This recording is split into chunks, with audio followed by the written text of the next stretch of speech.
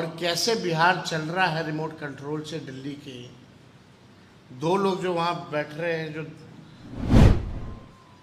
प्रधानमंत्री हो या अमित शाह हो, उन्हीं के इशारे पे ये सारा काम हो रहा है। नमस्कार, फर्स्ट बिहार झारखंड देख रहे हैं आप। मैं हूं आपके साथ प्रिया। बिहार की जो मौजूदा सरकार है वो दिल्ली के रिमोट कंट्रोल से चल रही है। ये हम नहीं बल्कि बिहार के नेता प्रतिपक्ष तेजस्वी यादव कह रहे हैं।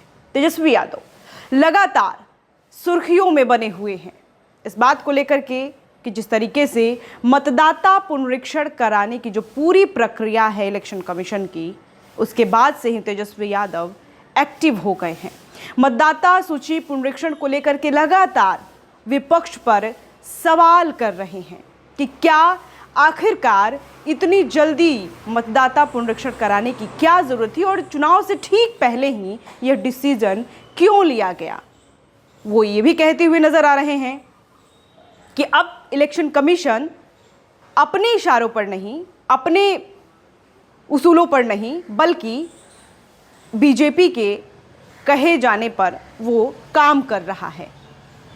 लेकिन अब उन्होंने कहा है कि बिहार सरकार जो है वो दिल्ली के रिमोट कंट्रोल से चल रही है। बिहार में मॉनसून सत्र का आगाज हो चुका है।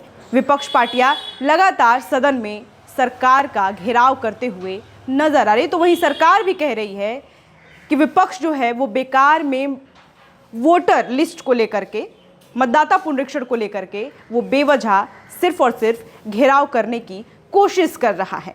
ये कहते हुए सदन में नीतीश कुमार ने कल जिस तरीके से भाषण में देते हुए उन्होंने इस बात का आरोप लगाया है। लेकिन क्या सवाल उठता है कि तेजस्वी यादव जो लगातार मतदाता पुनरीक्षण को लेकर के एक्टिव हो गए हैं और अब वो कहते हुए नजर आ रहे हैं कि जो मौजूदा सरकार है, बिहार की सरकार है, वो दिल्ली के रिमोट कंट्रोल से चल रही है। विधानसभा में बनी अप्रिय स्थिति के लिए पूर्णतः सत्ता पक्ष को दोषी ठहराते हुए नेता प्रतिपक्ष तेजस्वी यादव ने मतदाता सूची के विशेष गहन पुनरीक्षण यानी कि एसआईआर पर एक बार फिर से प्रश्न उठाया है। महागठबंधन के विधायकों के साथ बुधवार को प्रेस वार्ता कर उन्होंने कहा है कि विपक्ष के आग्रह पर एसआईआर पर विचार विमर्श शुरू हुआ था, लेकिन सत्ता पक्ष के अनर्गल हस्तक्षेप से विधानसभा की कार्रवाई स्थगित हो गई। इस हस्तक्षेप के लिए उन्होंने मुख्यमंत्री पर भी अंगुली उठाई, लेकिन उप मुख्यमंत्री विजय सिन्हा पर आक्रोश अधिक रहा। उन्हें खुराफाती और उछलकूद करने वाला बताया। उप मुख्यमंत्री सम्राट चौधरी को भी लपेटे में लिया और कहा कि बिहार की सरकार वस्तुतः दिल्ली के रिमोट कंट्रोल से चल रही है। बाद में उन्होंने एक्स पर पोस्ट कर निर्वाचन आयोग से कुछ प्रश्न भी किया।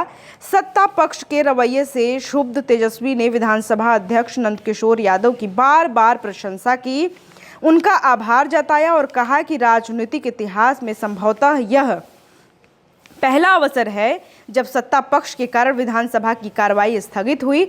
अध्यक्ष की अनुमति से मैं एसआईआर और निर्वाचन आयोग पर अपनी बात रख रहा था, लेकिन उस दौरान विजय सिन्हा और मंत्रीगण हल्की बातें करने लगे। वह सदन की मर्यादा के प्रतिकूल था। भाई वीरेंद्र ने ठीक ही कहा था कि सदन किसी के बाप का नहीं है। प्रेस वार्ता में आलोक मेहता, भाई वीरेंद्र, शक्ति सिंह यादव, एजाज अहमद आदि उपस्थित रहे।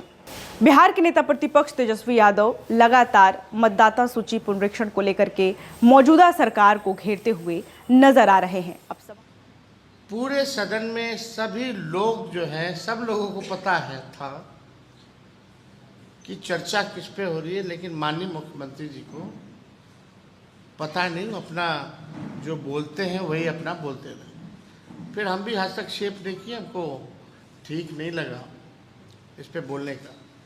लेकिन आप सब लोग अंदाज़ा लगा सकते हैं कि मुख्यमंत्री जी की अब स्थिति बिहार चलाने लायक, सरकार चलाने लायक अब नहीं रह गई है। और कैसे बिहार चल रहा है रिमोट कंट्रोल से दिल्ली के दो लोग जो वहाँ बैठ रहे हैं, जो प्रधानमंत्री हो या अमित शाह हो, उन्हीं के इशारे पे ये सारा काम हो रहा है। और ये एसआईआर भी उन्हीं लोगों के इशारे पे चुनाव आयोग कर रहा है।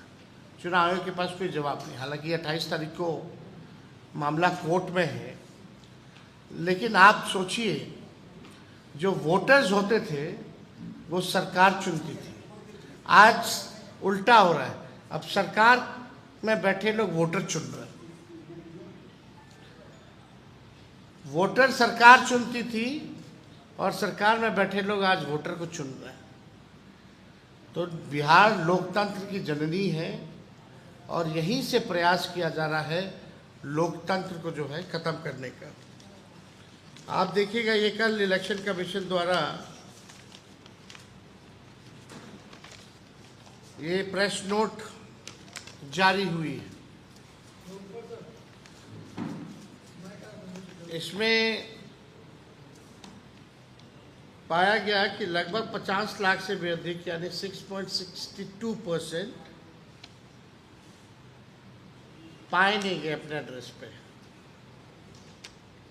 और भी ऐसी संख्या है, ये कल तक का है। यानी आप समझिए कि ये लोग लगभग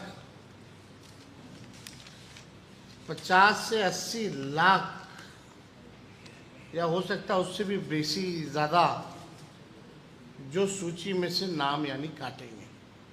अब सवाल ये उठता है कि क्या मतदाता सूची पुनरीक्षण का जो ये पूरा काम चल रहा है उसमें कोई परिवर्तन किया जाएगा या फिर तेजस्वी यादव को शांत बैठने की हिदायत दे दी जाएगी। और जिस तरीके से बिहार के मुख्यमंत्री नीतीश कुमार ने कल सदन में साफ तौर पर कह दिया कि अभी बस 2-3 दिन चलने वाला है ये प्रक्रिया, मानसून सत्र चलने वाली है, उसके बाद हम चुनाव मैदान में आएंगे, तब हम आपसे असली लड़ाई लड़ेंगे। बहरहाल इस खबर में इतना ही। ऐसी तमाम खबरों के लिए देखते रहे फर्स्ट बिहार झारखंड। गोल, जहां 27 वर्षों के सफर में 17,000 से भी अधिक छात्रों ने डॉक्टर एवं इंजीनियर बनकर भरे सफलता की ऊंची उड़ान, जहां साधारण छात्र भी बिहार टॉपर्स बनकर बना रहे इतिहास।